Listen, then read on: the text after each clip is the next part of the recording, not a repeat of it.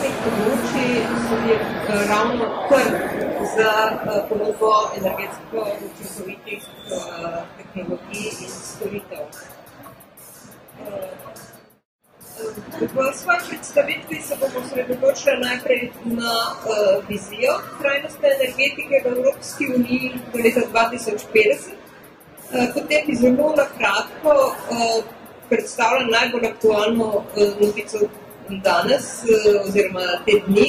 Sprejeta Evropski parlament je potrdil novo direktivo o energetski učinkovitosti in bi jo risala v njenih glavnih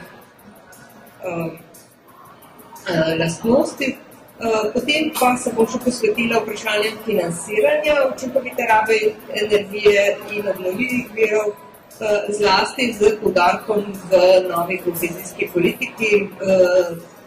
Odprla bom vprašanje, kam bodo usmerjena finančna sredstva v obdobju 2014-2020. Na koncu imam pa še zelo kratek pregled odprtih razpisov danes v Sloveniji.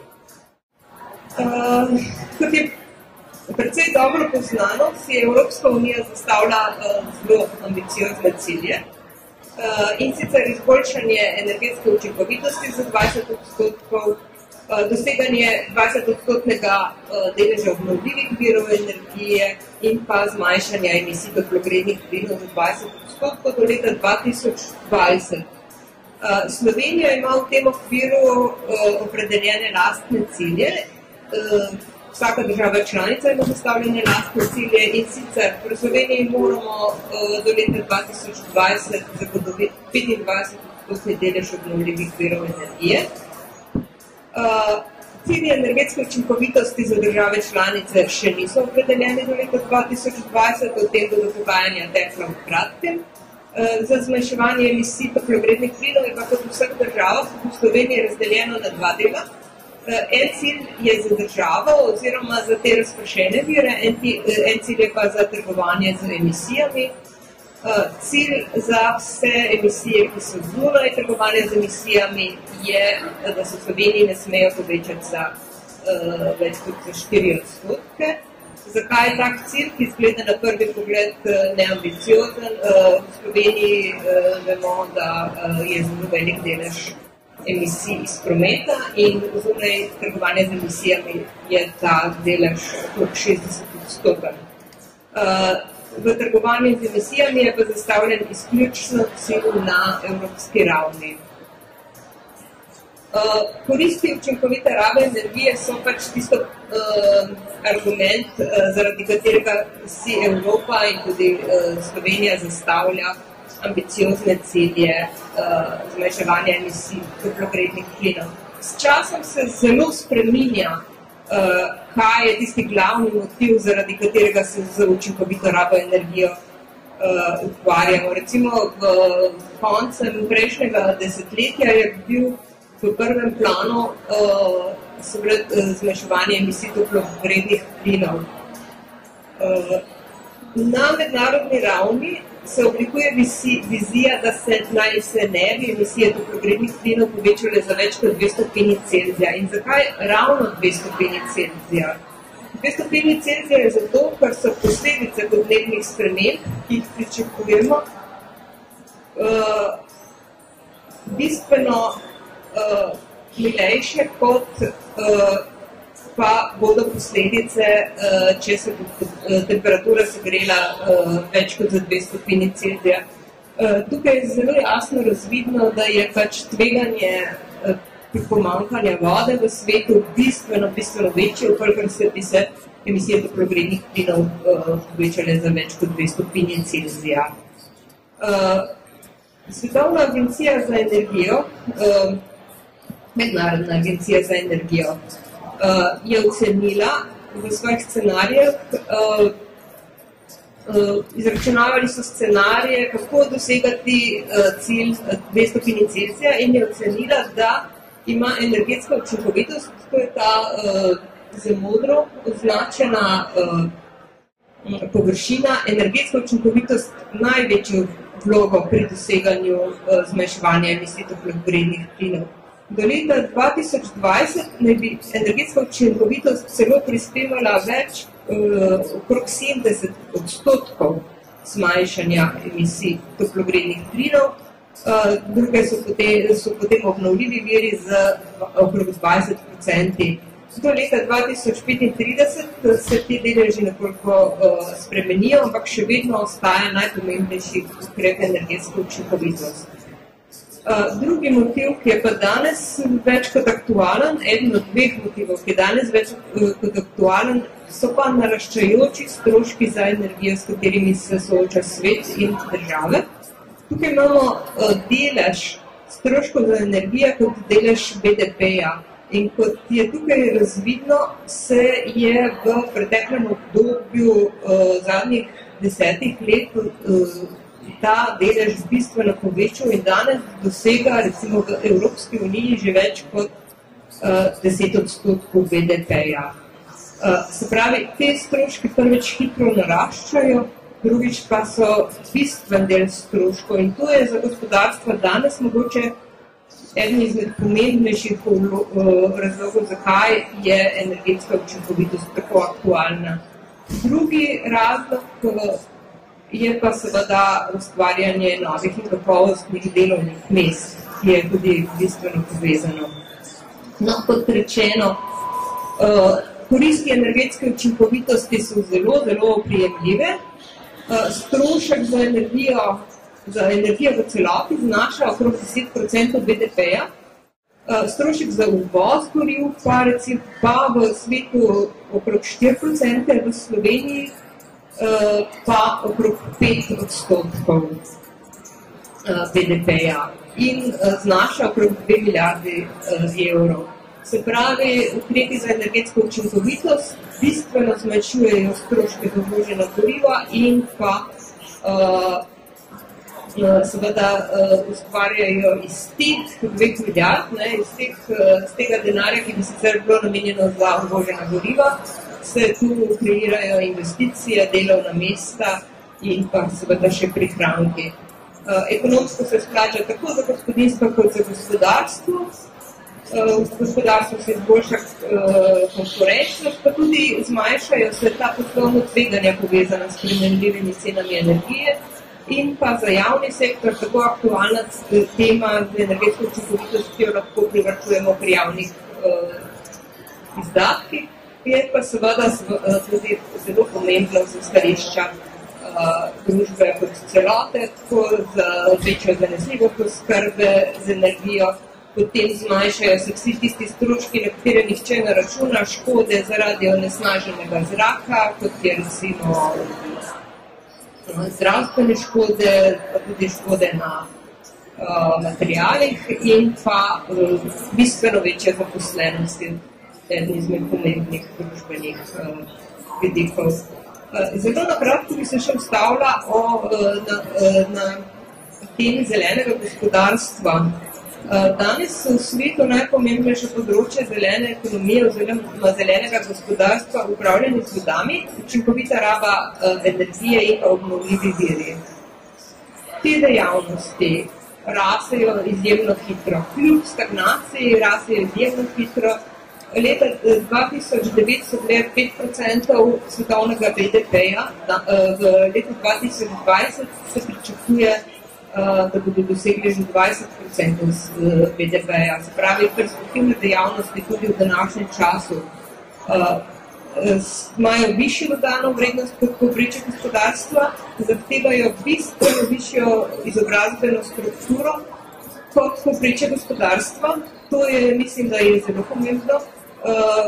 Nemški podatki kažejo, da je v teh dejavnostih 30% z visoko ali z najmanj visoko izobrazbo, medtem ko je v povprečju gospodarskih dejavnostih pri njih okrog 20%.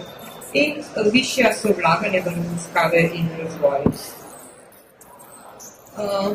Če gremo na osnovno temo, časovnica Evropske unije do leta 2050. V začetku smo si že pogledali te vsem nam znane cilje 2020 do leta 2020. Zdaj pa na ravni Evropske unije tudi razprava o ciljih do leta 2050. Potem poteka razprava o umestnih ciljih, to je za leto 2030 in 2050, in pa na Evropski uniji poteka tudi razprava, kako si bodo bremena deliti posamezni sektorji. Zdaj tukaj je prikazano, kako ne bi se zmanjševale emisije toplogrednih plinov. Kot vemo, se je že leta 2007 Evropska unija odločila, da bo zmanjšala svoje emisije do leta 2050 za 80 do 95%. Politična odločitev je bila že sprejeta takrat, ni bilo pa še podrobnosti.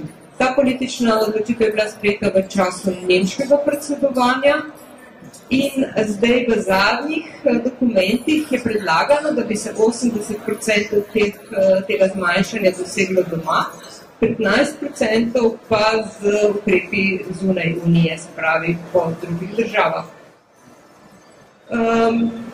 Predstavljen je bil načrt za prehod v konkurenčno gospodarstvo z nizkimi emisijami ogljika, kjer je tudi razvidno, kako ne bi se to gibalo po sektorjih. Tukaj je treba povedati, da slonijo te predpostavke na novih, pač te izračuni na novih tehnologijah in da tudi predvidevajo komercializacijo tehnologije shranjevanja ogljika. Tako da te scenariji niso brezogljični, ampak so scenariji z zajemom in shranjevanjem ogljika. Zdaj pač ta politična razprava na EU ravni teče. Zelo konkretno so že pogajanja oziroma izračuni o ciljih držav članic za leto 2030. Zdaj tukaj je prikazano, kaj ne bi s tem dosegla Evropa. Znatno ne bi zmanjšala stroške za gorivo že do leta 2030, še bistveno bolj pa ne bi se zmanjšali ti stroški do leta 2050. Tukaj so predstavljeni različni scenariji, ki so jih analizirali, ki so si sicer precej podobni potem po končnem izidu. Te prvi dve črti pa predstavljata tako imenovani business as usual oziroma referenčni scenarij, ta drugi je pa z do sedaj sprejetimi politikami in ukrepi, torej z vsemi finančnimi spodbudami in vsemi pravnimi inštrumenti, ki danes veljajo. Zdaj, seveda, cilji Evropske unije ne funkcionirajo, če jih ne sprejmejo tudi države članice. Zdaj, kaj oblikujejo države članice med svojimi cilji do leta 2030 oziroma 2050? Tukaj sem primerjala te države, ki si jih radi vzamemo kot zgled energetske učinkovitosti pa spodbujanja obnovljivih virov energije. To sta Danska in Nemčija, ki si zastavljata pravzaprav najbolj ambiciozne cilje med vsemi državami članicami. Danska ima sprejet cilj, da bo delež obnovljivih virov v proizvodnji električne energije oziroma v skrbi z električno energijo že do leta 2035 100%. Nemčija je nekoliko manj ambiciozna, ima cilj 50% do leta 2030 in 80% do leta 2050. Nemčija štarta z nekoliko nižjega izhodišča danes. V Sloveniji pa bilo lani v razpravi, da bi bilo ta delež okrog 53%, to je bilo v predlogu nacionalnega energetskega programa, 53% do leta 2030. Danes ima Slovenija za ilustracijo okrog 34%. Potem so si različne te ambicije tudi glede zmanjšanja porabe energije.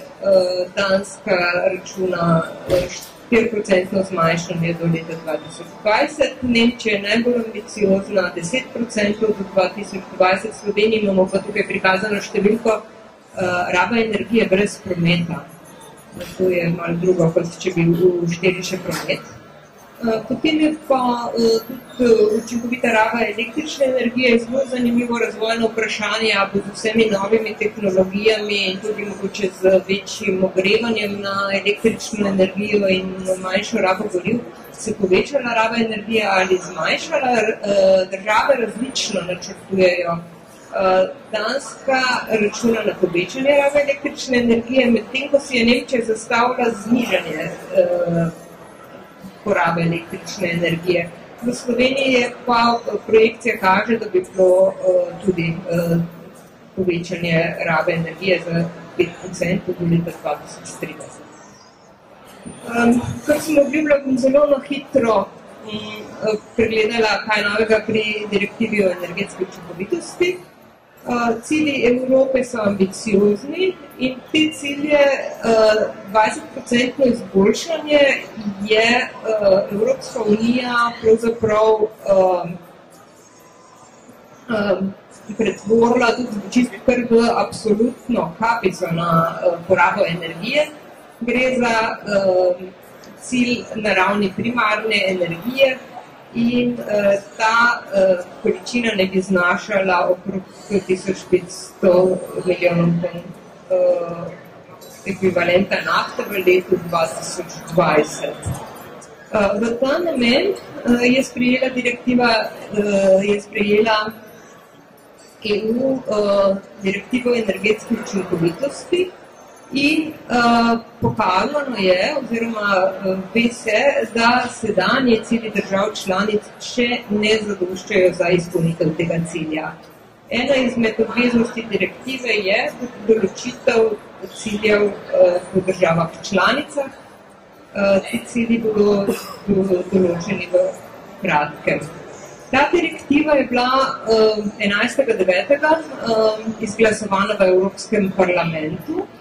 Predtem je bilo doseženo politično soglasje, ker so bile razrešene vse ključne dileme.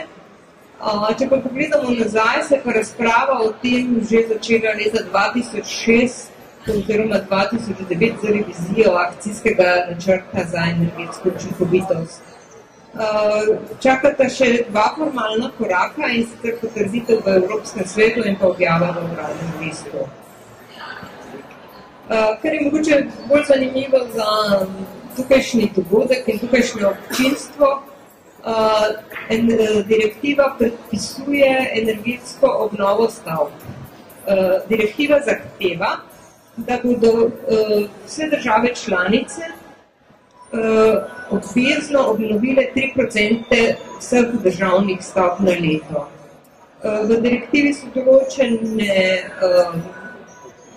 še bolj podrobna zahteve. Gre za vse stavbe, ki so večje od 500 kvadratnih metrov oziroma po letu 2016 bodo morale biti to stavbe, ki so večje od 250 kvadratnih metrov. Država seveda lahko postavi ambicioznejše cilje. Poleg tega bo morala vsaka država pripraviti še dolgoročno strategijo obnove stavb, zato da bo zelo jasno investitorjem, da bo to pomagalo tudi pri podlaga za zaposlovanje v gradbeništvu in proizvodnji gradbenega materiala. In pa seveda, ker so dolgoročne tudi znanje in veščine, je taka strategija zelo koristna, obsegala bo vse stavbe, ne samo javne stavbe, ampak tudi stanovanjske in pa stavbe v storitvenih dejavnostih. In to bodo države članice pripravile do aprila 2014. Potem direktiva nekoliko spreminja zahteve glede zelenega javnega naročanja. To je podobno, izjemno pomembno tudi za trajnostno gradnjo. Zeleno javno naročanje bo po novem obvezno za državne organe in predpisano bo, da državni organi kupujejo lahko samo izdelke iz najvišjih razredov energetske učinkovitosti, razen če to iz tehničnih, kulturno-zgodovinskih ali morda tudi ekonomskih razlogov popolnoma nesprejemljivo. Zdaj se tudi direktiva že naslanja na sprejete uredbe na ravni EU, tako da eksplicitno navaja, katere standarde je treba upoštevati, kot recimo tudi standarde za energetsko varčne pneumatike in podobno. Z direktivo se soočamo z obveznostmi energetskih pregledov, to velja za velike industrijske porabnike in ti bodo obvezni najmanj vsakih 5 let. Zdaj, nekatera podjetja bodo lahko izvzeta in sicer taka, ki uveljavljajo certificiran energetski menedžment. Se pravi, to bo hkrati spodbuda tako za energetske preglede, kot za uvajanje energetskega menedžmenta v podjetjih. Poleg tega pa mora država spodbujati še energetske preglede v malih podjetjih in pa spodbujati implementacijo ukrepov v malih podjetjih. Kar bo novo, bo tudi določene zahteve po certificiranju izvajalcev energetskih pregledov in nadzor nad kakovostjo energetskih pregledov, ker mislim, da bo tudi v tem prostoru zelo dobrodošlo. Potem so še obveznosti za energetska podjetja. Kot verjetno poznate, danes v Sloveniji kar veliko energetskih podjetij, dobaviteljev energije, razpisuje spodbude za energetsko učinkovitost. Po novi direktivi bo to obvezno. Obvezno bo dosežen 1,5% letni prihranek z novimi ukrepi, nekaj fleksibilnosti je, kako to se malenkost iz leta v leto prenaša in te prihranke bodo morala energetska podjetja dosegati v obdobju 2014-2020. Vsako leto bo moralo biti izvedenih 1,5 novih ukrepov, niso dovolj ukrepi iz prejšnjega leta. Možne so izjeme, ki jih lahko države pri oblikovanju take sheme naredijo. Eno so goriva za transport, potem lahko energetska podjetja tudi za lastnimi ukrepi, kot recimo z energetsko učinkovitostjo v sistemih daljinskega ogrevanja dosežejo in pa ali pa z aktivnostmi, ki so jih v letih pred uveljavitvijo direktive. In pa lahko se pa država odloči, da ne bo naložila obveznosti energetskim podjetjem, ampak sama izvaja nacionalne programe, ampak z enakim učinkom. Potem je druga novost, oziroma spet v razpravi na ravni EU, je, kam bodo šla razvojna sredstva Evropske unije v obdobju 2014-2020.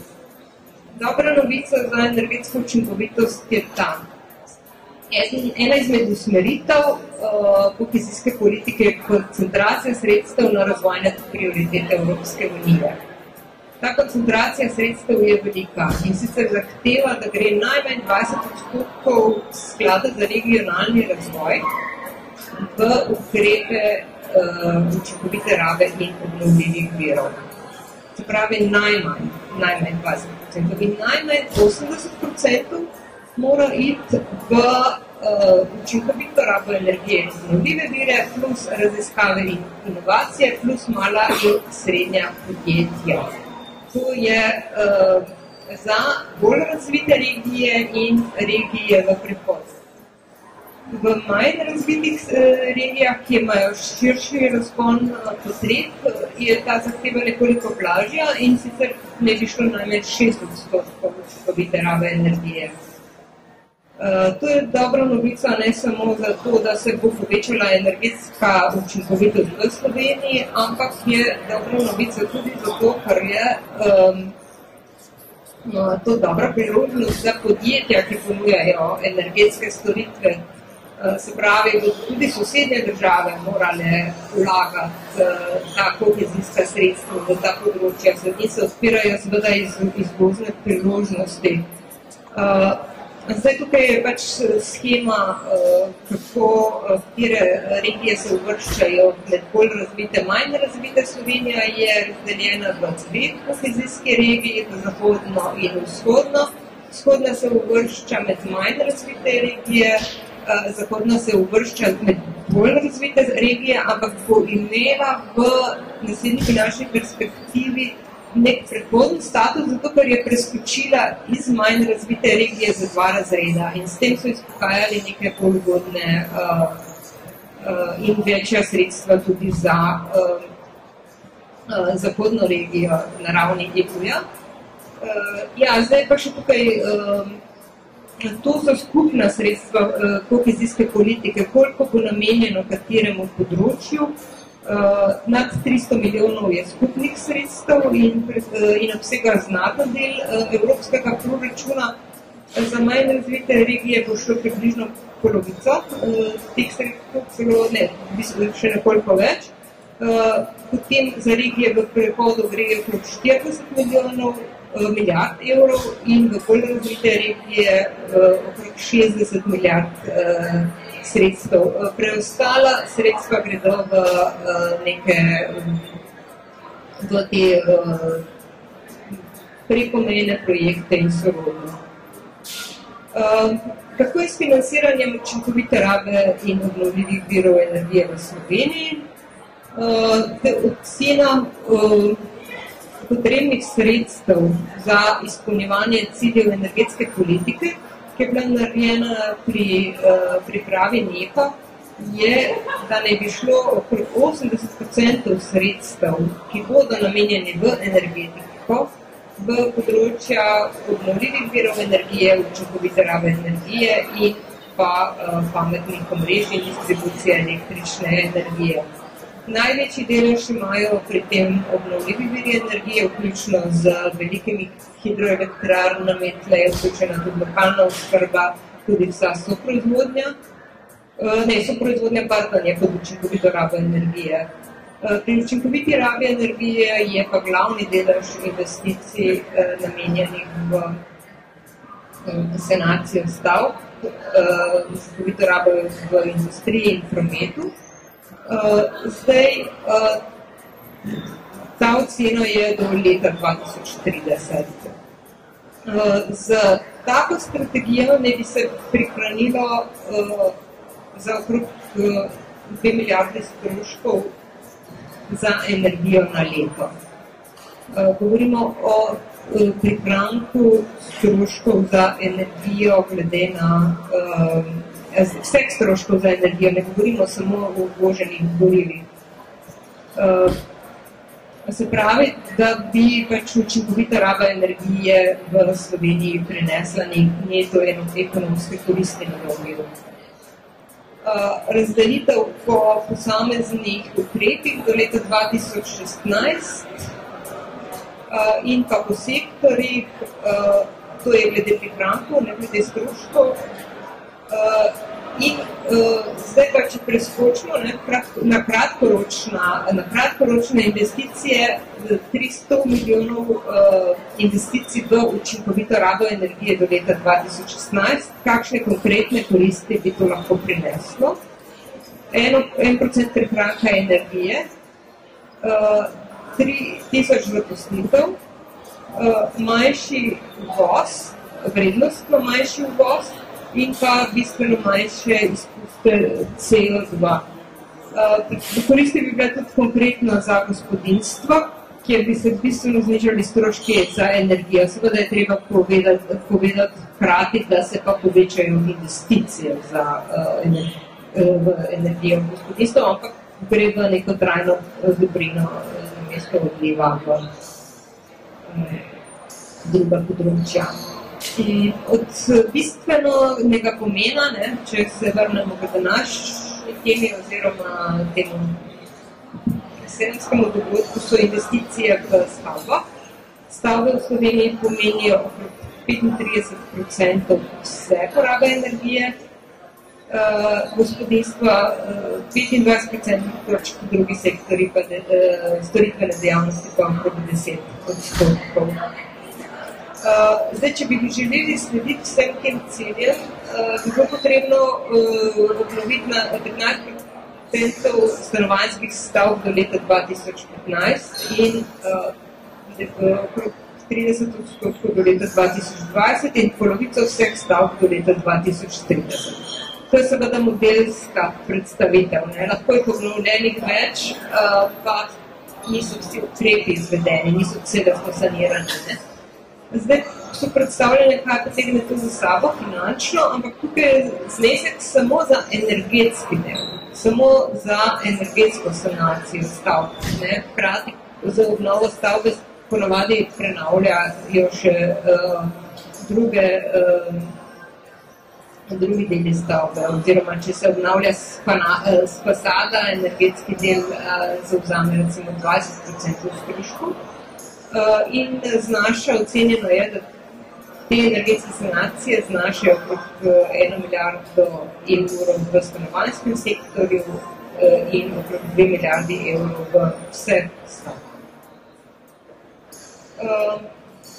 Kako priti do vseh teh sanacij, kot vemo, je največja ovira za energetsko sanacijo sredstva pri končnih porabnikih, ki bi jih lahko ta trenutek namenili za energetsko sanacijo. V Sloveniji je vrsta spodbud za energetsko sanacijo in za druge energetske ukrepe imamo center za podpore, ki spodbuja proizvodnjo električne energije z obnovljivih virov energije, namenska sredstva za spodbujanje soproizvodnje z visokim izkoristkom, potem so sredstva ekosklada, ki so prvenstveno namenjena gospodinstv, ampak razpisujejo pogosto tudi spodbude za občine in druge potencialne koristnike. Potem so tu sredstva evropskih skladov v tej finančni perspektivi 2007-2013 in pa spodbude in razpisani programi dobaviteljev energije. Vrsta teh razpisov je že zaključenih, odprti so pa še recimo razpisi Petrola, ki je eden večjih razpisov. Odprt je novo tudi razpis GEN-I-ja. Podpore električni energiji, to so podpore, ki podpore Borzena za spodbujanje. To gre za 15-letno obratovalno podporo za obnovljive vire in 10-letne za soproizvodnjo toplotne električne energije. Mislim, da je ta shema precej poznana v Sloveniji glede na zelo dober odziv. Podpore se nekoliko spreminjajo, gre pa za fiksno kupno ceno ali pa za fiksno premijo za proizvedeno električno energijo. Potem razpisi kohezijskega sklada do leta 2007 bilo je vrsta razpisov, tukaj imam nekatera še stara imena ministrstv iz časa, ko so bili ti programi razpisani. Eden izmed razpisov je energetska sanacija šol, energetska sanacija domov za starejše, energetska sanacija zdravstvenih zavodov, učinkovita raba električne energije v gospodarstvu, potem energetsko učinkovita obnova javne razsvetljave. Zdaj se obeta, kot smo slišali, še razpis za energetsko sanacijo osnovnih šol. Razpisi ekosklada, finančne spodbude naraščajo. Recimo v 4-letnem obdobju je bilo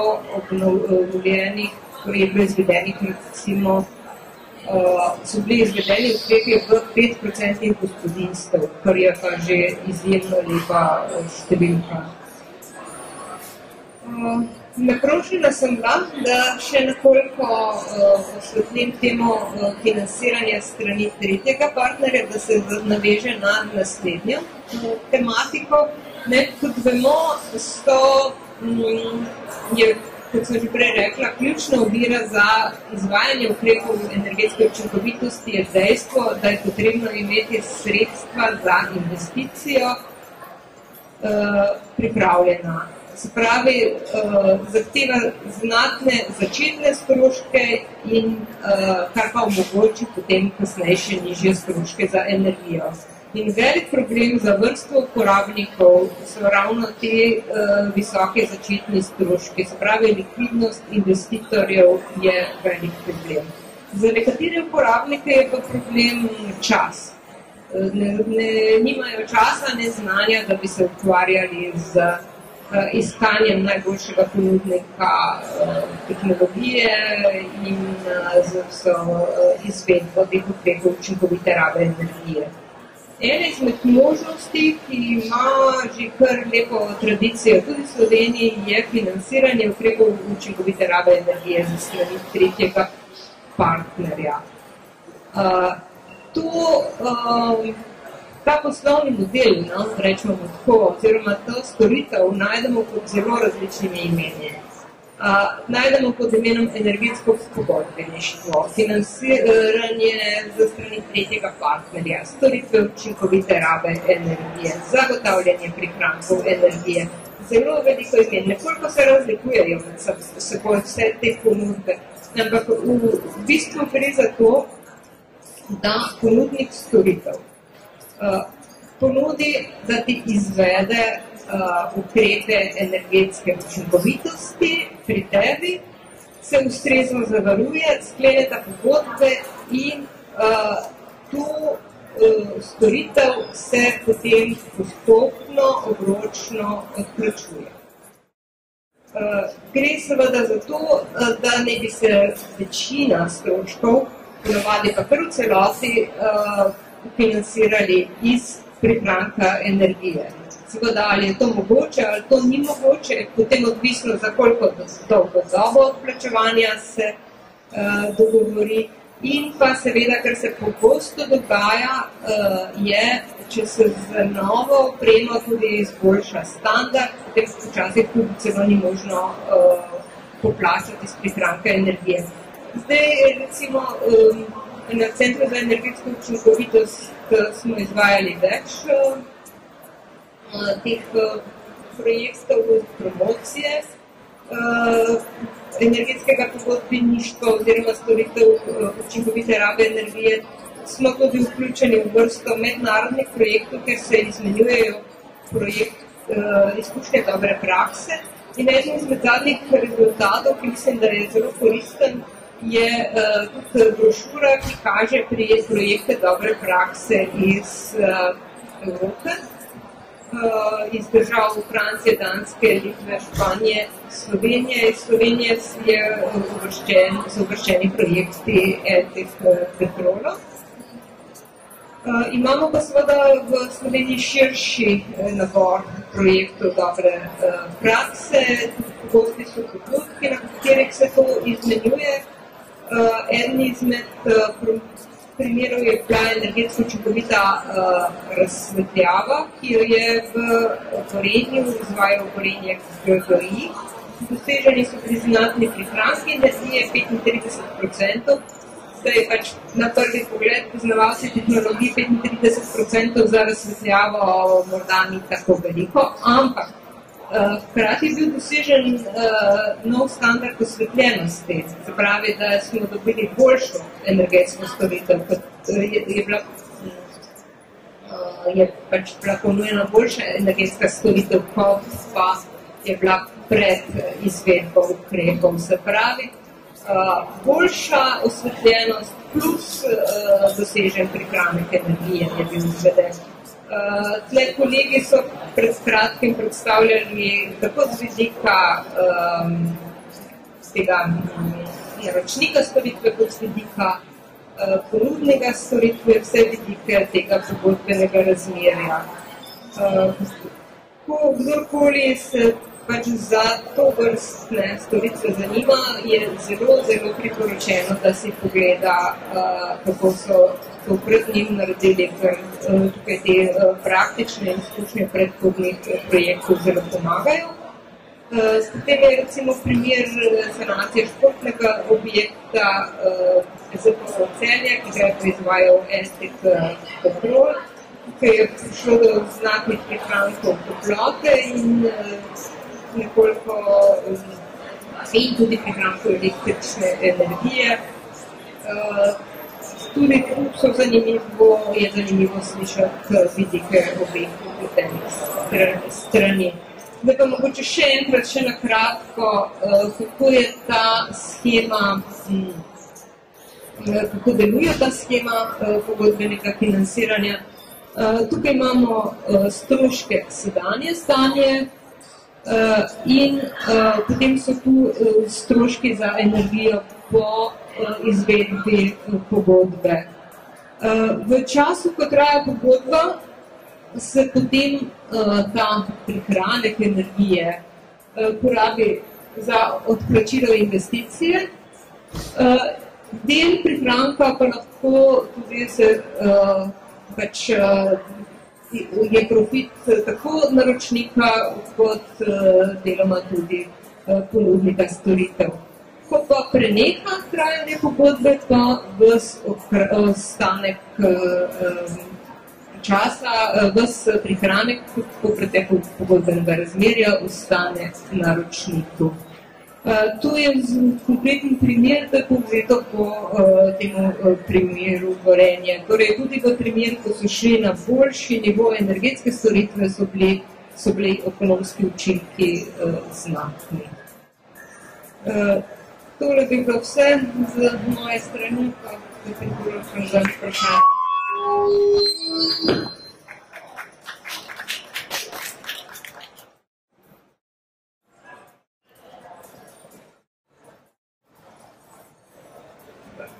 Hvala lepa magistri iz Inštituta Jožef Štefan, Centra za učinkovitost.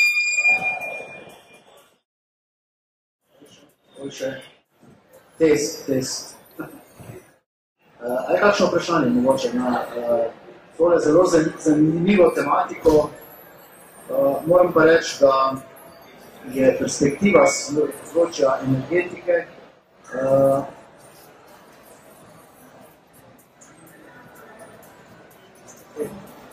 torej, področja ali pa prihodnost je mogoče večno svetlejša. Perspektiva ugodnejša za vse tiste, ki se tako ali drugače ukvarjamo z učinkovito rabo energije, z implementacijo obnovljivih virov. Tako da, če je kakšno vprašanje, prosim, kar izvolite, tule je mogoče milijon vprašanj na to trenutku. Ima to?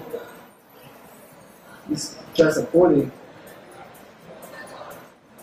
No, če ne, mogoče eno, kaj vi osebno mogoče mislite, videli smo primer zelenega javnega naročila na eni strani, danes pa vemo, predvsem pri energetskih sanacijah javnih zgradb, pa mogoče tudi pri ostalih stvareh, da je nekako tisti glavni pogoj najnižja cena, še vedno najnižja cena. Če pa gremo mi v učinkovito, če želimo iti v učinkovito rabo, pa če želimo slediti trendom razvoja in moderne tehnologije, potem pa prije tukaj do konflikta. Kako mogoče vi gledate zdaj na to pozicijo? Torej, treba bo sigurno nekaj spremeniti, dopolniti ta sistem javnih naročil. Ja, hvala. Zdaj, pri zelenem javnem naročanju imamo dva načina. Eno je, da se energetska učinkovitost uvrsti med pogoje, obvezne pogoje, ki mora vsak izmed ponudnikov izpolnjevati. Drug možnost je pa, da se energetska učinkovitost uvrsti med merila za izbor. Zdaj, za tem prvim, da se uvrsti energetska učinkovitost med pogoje, ni večjih težav. Načeloma gre skozi tudi pri naši praksi. Ampak s tem pa ne dosežemo optimalnih rezultatov. S tem dosežemo tiste, recimo, ne bom rekla minimalne, ampak bistveno manj ambiciozno lahko gremo pri teh razpisih. Spravi, da se lahko samo strinjam z vami, če bi želeli energetsko učinkovitost in pa zeleno javno naročanje promovirati tudi kot merilo pri zelenem javnem naročanju, je potreben razmislek in prevetritev javnega naročanja v celoti, v tem smislu, da bi bila kakovost merilo, ne pa samo